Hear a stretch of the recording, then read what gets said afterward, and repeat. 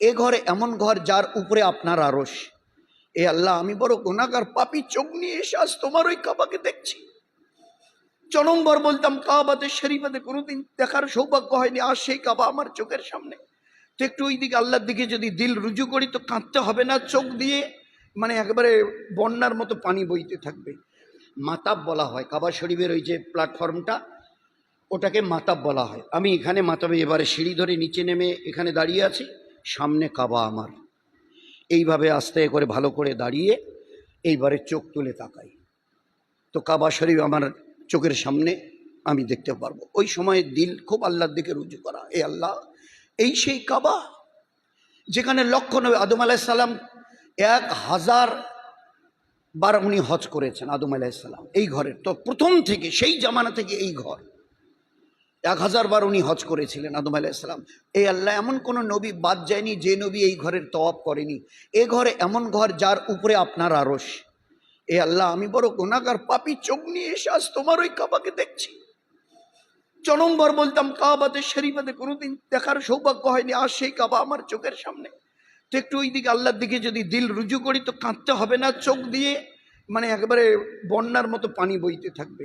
ওই সময় কাবাকে যখনই চোখের দিকে আস্তে করে মাথা তুলে দেখলাম, দেখার সঙ্গে সঙ্গে এবারে আল্লাহু আকবার, আল্লাহু আকবার, আল্লাহু আকবার, লা ইলাহা ইল্লাল্লাহ, লা ইলাহা ইল্লাল্লাহ, লা ইলাহা ইল্লাল্লাহ, আলহামদুলিল্লাহ, আলহামদুলিল্লাহ, আলহামদুলিল্লাহ।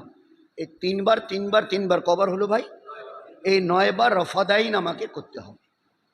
যখন এই কাবার দিকে মুখ তুলে চাইব, চেয়েই এইবারে কাবাকে দেখে ওই তিনবার 9 বার রফাদাইন করতে হবে।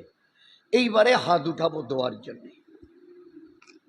হাত উঠিয়ে প্রথম যে দোয়াটা, যেটা সবাই মুখস্থ করিনি, ছোট্ট একটা লাইন, এ আল্লাহ, আজকের দিন থেকে নিয়ে আমার মৃত্যু অবধি যত দোয়া আমি করব সব যেন তোমার কাছে কবুল হয়।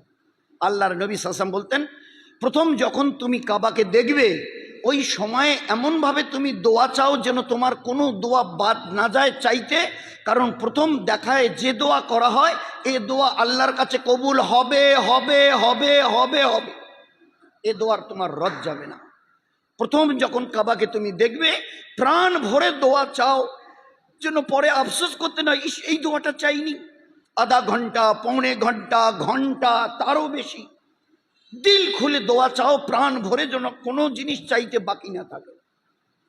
আমার সাথী ভাইরা পাশে আছেন, ওনাদের আধা ঘন্টায় দোয়া হয়ে গেল, আমি তখনও দোয়া করছি, আরো 2 ভাই দোয়া করছে। আমাদের যাদের শেষ হবে না বলি, এ ভাই তাড়াতাড়ি শেষ করেন না, এ ভাই নেই, আপনি একটু সবর করেন, ও ভাইকে পুরো করতে দিন, পুরো করতে দিন। তো যার যতটা দিল চায় যে কোনো দোয়া চাইতে যেন, আল্লাহর নবী সাল্লাল্লাহু আলাইহি ওয়াসাল্লাম বলে গেছেন, কাবাকে প্রথম নজরে যখন দেখো সেই সময় প্রাণ ভরে দোয়া চাও, ওই সময়ের কোনো দোয়া আল্লাহর রদ করবে না।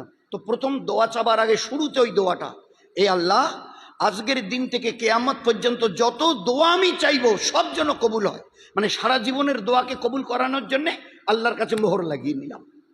এইবারে আপনার দিল ভরে আপনি দোয়া চান। দোয়া শেষ হয়ে গেল। দোয়া শেষ হওয়ার পরে এবার প্রথম কাজ আমার আল্লাহর ঘরকে তওয়াফ করা। দুনিয়ার যে কোনো মসজিদে যাবেন, যে কোনো মসজিদে নববীতে আমরা কয়দিন পরে যাব, তো দুনিয়ার যে কোনো মসজিদে গেলে মসজিদে ঢুকে আগে 2 রাকাত তাহিয়াতুল মসজিদ পড়তে হয়, সুন্নাত, এটা পড়তে হয়, এটা বড় সুন্নাত। মসজিদে নববীতে হুজুর সাহেব বসে আছেন, একজন সাহাবী গালেবান আনাস রাদিয়াল্লাহু তাআলা দেখা করার জন্য এলেন, সালাম দিয়ে হুজুরের পাশে বসে কথা বলছে। আল্লাহর নবী বললেন, আনাস, তুমি মসজিদের হক আদায় করেছো, এটা আল্লাহর ঘর, আগে আল্লাহর হক আদায় করো, আগে 2 রাকাত তাহিয়াতুল মসজিদ পড়ো, আল্লাহর হকটা আদায় করো, তারপরে আমার সঙ্গে কথা বলো। তো সারা দুনিয়ার মসজিদে গেলে আগে 2 রাকাত তাহিয়াতুল মসজিদ পড়ে নিতে হয়, কিন্তু বাইতুল্লাহ এমন একটা জায়গা যে এখানে ঢোকার পরে 2 রাকাত তাহিয়াতুল ওযু নেই, ঢুকেই মাত্র প্রথম দোয়া করে তওয়াফ করো। তওয়াফের আমলটা সবচাইতে এখানে দামি, কারণ প্রতি মুহূর্তে প্রতি সেকেন্ডে 120টা রহমত আসমান থেকে এই কাবার উপরে নাজিল হয়। যারা তওয়াফ করেন, তওয়াফ মানে 7 চক্কর, যারা তওয়াফ করেন তাদেরকে 60টা রহমত দেওয়া হয়। যারা নামাজ পড়েন, কোরআন পড়েন, জিকির আজগার করেন, দোয়া কান্নাকাটি করেন, তাদেরকে 40টা রহমত দেওয়া হয়। আর যারা চুপচাপ বসে থেকে কোনো একটা জায়গায় বসে কাবাকে শুধু যদি দেখে তো তাদেরকে 20টা রহমত দেওয়া হয়, শুধু দেখনেওয়ালাকে 20। তো সবচেয়ে বেশি রহমত কে পান?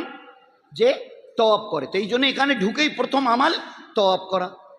তওয়াব করেনেওয়ালা 60, নামাজ পড়নেওয়ালা জিকির কোরআন তেলাওয়াত করেনেওয়ালা পায় 40, আর যারা শুধু কাবাকে দেখে তারা পায় 20। তো এই জন্যে এবারে আমার দোয়া হয়ে গেল। এবারে আমার প্রথম কাজ এবারে তওয়াব করা। তওয়াব মানে 7 চক্কর। একটা কথা এখানে মনে রাখবো, তওয়াফের জন্য, নামাজের জন্য অজু, ভাই বলেন বলেন, নামাজের জন্য অজু করা ফরজ, তওয়াফের জন্য অজু রাখা ফরজ। সাফা মারোয়া দৌড়াতে যদি উজু না থাকে আপনার সাফা মারোয়া সাই হয়ে যাবে, কিন্তু তওয়াফের সময় উজু যদি টুটে যায় তো আপনাকে আবার নতুন করে উজু করে শুরু করতে হবে। তওয়াফের জন্যে উজু রাখা ফরজ, যেরকম নামাজের জন্য উজু রাখা ফরজ। তো আমার এবারে দোয়া হয়ে গেল, আমি এবারে তওয়াফের জন্য যাচ্ছি।